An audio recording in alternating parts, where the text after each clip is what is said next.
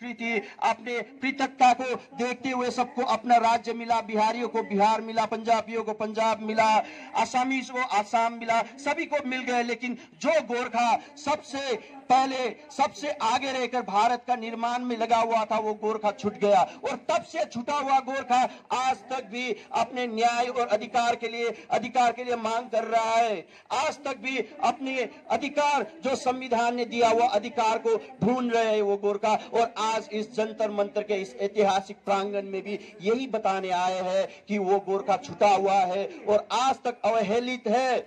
हमने वहां पर इस अधिकार को पाने के लिए गोरखाओं ने कई तरीके के आंदोलन किए, वहां कई तरीके के आंदोलन हुए। आंदोलन को हिंसक भी बनाया गया, गांधीवादी आंदोलन भी हुए। लेकिन हर बार जब भी आंदोलन हुआ दार्जिलिंग में, सरकार ने उसको अपने गोलियों के दम से, अपने गोलियों के बल से उसको दबोचने की, उसको कुचलने की कोशिश किया। कई हमारे भाइयों बहनों को शहीद होना पड़ा, लेकिन फिर भी हमारी आवाज नहीं सुनी गई, आज तक नहीं सुना गया। कई लोग शहीद हुए। हर बार जब गोरखा शांति प्रिय गोरखा जब अपने अधिकार के लिए सामने आए, उसके सर में गोली मारी गई।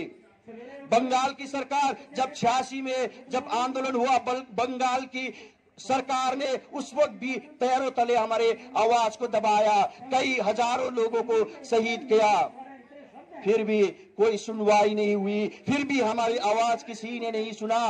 फिर वही चीज आज तक बार बार वही चीज हो रहा है। गोरखा जब भी अपने अधिकार के लिए सामने आता है तो उसको इस तरीके से दबाया जाता है। अगर हम लोग देखें कि 2007 2011 ये सारे आंदोलन देखे तो बंगाल की जो सरकार है हमारी आवाज को उसी तरीके से बार बार दबा रही है। लेकिन एक प्रश्न ये है कि ये जो केंद्र की सरकार है हर बार मुख दर्शक बनके हर बार अपनी मौन समर्थन दे रही है बंगाल की सरकार को। ये सबसे बड़ी विडंबना है। अगर इस अत्याचार के खिलाफ बंगाल जो गोरखाओं पर कर रहा अत्याचार है, उस अत्याचार के खिलाफ अगर केंद्र कुछ नहीं बोल रहा है तो हम तो मानेंगे कि ये केंद्र की मौन समर्थन है। तो ये मौन समर्थन देने वाला, बंगाल की उपनिवेश बात को मौन समर्थन देने वाला ये केंद्र सरकार से हमारा सवाल है। हम लोग आप पर इतने सालों से आप पर विश्वास किए, लेकिन हमें आश्वासन के सिवा कुछ नहीं मिला। और हम ये आपको कहना चाहते हैं, अगर आपके नियत में गोरखाओं के लिए न्याय है, आपके नियत सही है, तो आज जो समय है इससे अनुकूल समय कभी नहीं था और ना कभी होगा। आज आप पक्ष में हो, भारी बहुमत में हो, ये सबसे अनुकूल समय है गोरखालैंड निर्माण के लिए। जो सरकार चुटकियों में 370 निपटा सकता है, राम मंदिर का मुद्दा चुटकियों में निपटा सकता है, रात अचानक से नोटबंदी करा सकता है, वो सरकार गोरखालैंड का निर्माण भी कर सकता है। लेकिन सरकार की नीयत में वो दिख नहीं रही है। सरकार की नीयत में गोरखाओं के लिए न्याय है वो दिख नहीं रही है हमें। इसलिए यहाँ से हम लोग ये सवाल करने आए हुए हैं, हमारे सारे भाई बहन इस चीज को लेके आए हुए हैं। ये हमें जब भी गोरखा अपने अधिकार के लिए, अपने हक के लिए सामने आया, उसको कोई ना कोई व्यवस्था थमा दिया। सरकार जब भी बार्गेनिंग पे आती है, बार्गेनिंग करने की कोशिश करती है, लेकिन ये हमारे विकास के मुद्दा नहीं है, इसलिए नहीं मांग रहे। गोरखालैंड के हम लोग भूखे नंगे हैं, हम अपनी देखभाल करने के लिए हम बहुत सक्षम हैं, विकास करने के लिए हम लोग सक्षम है। लेकिन ये हमारी परिचय की लड़ाई है, हम परिचय की लड़ाई लड़ रहे हैं। हम कई लोग बोलते हैं, हमें विच्छिन्नवादी बता देते हैं, गोलियां ठोक देती है, ये आतंकवादी है, विच्छिन्नवादी है, भारत के टुकड़े करने आए हैं, टुकड़े करने चाहते हैं। नहीं जी, हम लोग बताने चाहते हैं कतई नहीं, हम लोग भारत के टुकड़े नहीं करने चाहते, हम लोग भारत को जोड़ना चाहते हैं। हम लोग भारत को तोड़ना नहीं चाह रहे, हम लोग भारत को जोड़ना चाह रहे हैं। ये भारत को जोड़ने की प्रक्रिया है। हम लोग बोल रहे हैं कि हम भी भारतीय है, ये भारत की भूमि में हम लोग जन्म लिए, हम लोग भारत की भूमि हमने अपने खून पसीने से सींचे हैं। ये भारत की भूमि को, भारत के निर्माण करते वक्त अपने खून पसीने से ये भारत की भूमि को सींचा है। ये जितना ये भारत प्रधानमंत्री नरेंद्र मोदी का है उतना ही मेरा भी है।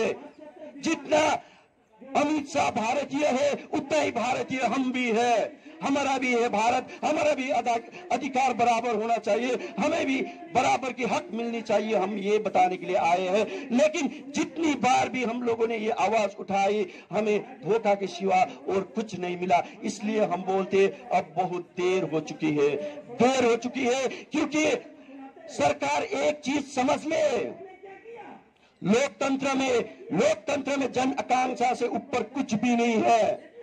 अगर जन आकांक्षा आप सोचते हो कि इसको हम कुचल देंगे, इसको दबा देंगे, तो आपने देख ली होगी अभी कृषि कानून के 3 बिल जो आपने वापस किए, वो एक बहुत बड़ी आपको सीख होगी सरकार को कि जन आकांक्षा को कुचला नहीं जा सकता, जन आकांक्षा कभी मिटाया नहीं जा सकता। यह भी वैसे ही एक जन आकांक्षा, जन भावना से जुड़ा हुआ गोरखाओं का अधिकार का मुद्दा है। इसलिए ये कभी मिटने वाला नहीं है, ये कभी दबोचने वाला नहीं है।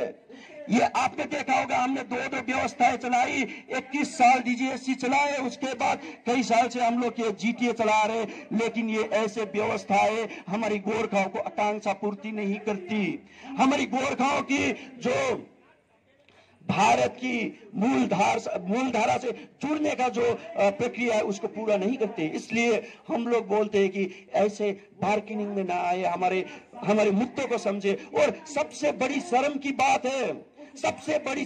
बात है कि केंद्र सरकार अब भी पहल कर रही है तो ट्राइपार्टाइट तक की।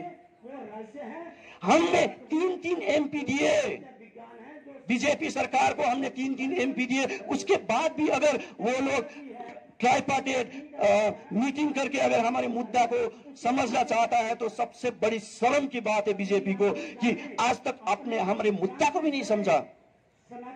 हमने तो सोचा कि आपने जो वायदे किए, जब नरेंद्र मोदी जी आके गोरखाओं का सपना मेरा सपना बोला, तो हमने तो सोचा कि हमारा मुद्दा एटलीस्ट समझाए उसने, हमारा मुद्दा के बारे में पता है।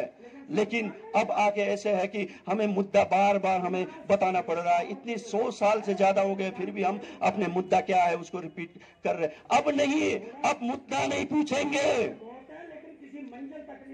अब इसका प्रक्रिया क्या है, प्रोग्रेस पूछेंगे। अब मुद्दा नहीं पूछेंगे, प्रोग्रेस पूछेंगे। और दूसरी चीज जो हमें पीपीएस का जो हमें एक पीपीएस जो इन्होंने चुनाव के टाइम पे अपने मैनिफेस्टो में डाल के जो हमें उलझाने का एक जाल बना दिया है। हम यहाँ से एक चीज क्लियर करना चाहते हैं कि हम लोग यहाँ पूछने नहीं आए हैं कि पीपीएस क्या है, आप पीपीएस में क्या देने वाले हो, ये बीजेपी को पूछने नहीं आए हैं। हम बताने आए हैं, हम बताने वाले लोग हैं। पीपीएस का मतलब गोरखालैंड है, हम पीपीएस नहीं बोलेंगे, ये गोरखालैंड है। और एक ही चीज जो गोरखाओं को आकांक्षा और अधिकार को पूर्ति कर सकती है वो है गोरखालैंड। तो इसलिए आज मैं ज्यादा समय नहीं लूंगा क्योंकि हमें सुनना है, गोरखालैंड एक्टिविस्ट का प्रमुख किशोर जी को भी सुनना है। तो इसलिए मैं आज यही इजाजत चाहूंगा। लेकिन केंद्र सरकार को मैं फिर भी यहाँ से सचेत करना चाहूंगा कि जल्द से जल्द गोरखाओं के न्याय की प्रक्रिया को शुरू करे, वरना ये चीज कभी भी ये खत्म होने वाली नहीं है। कहीं ना कहीं से ये चिंगारी फिर से जलेगी, फिर से गोरखा मैदान पे होंगे, फिर से गोरखा आंदोलन पे होंगे। ये चीज एक कटु सत्य है। ये जब तक हमारी मांग पूरी नहीं होगी तब तक इसको मिटाया नहीं जा सकता। Thank you.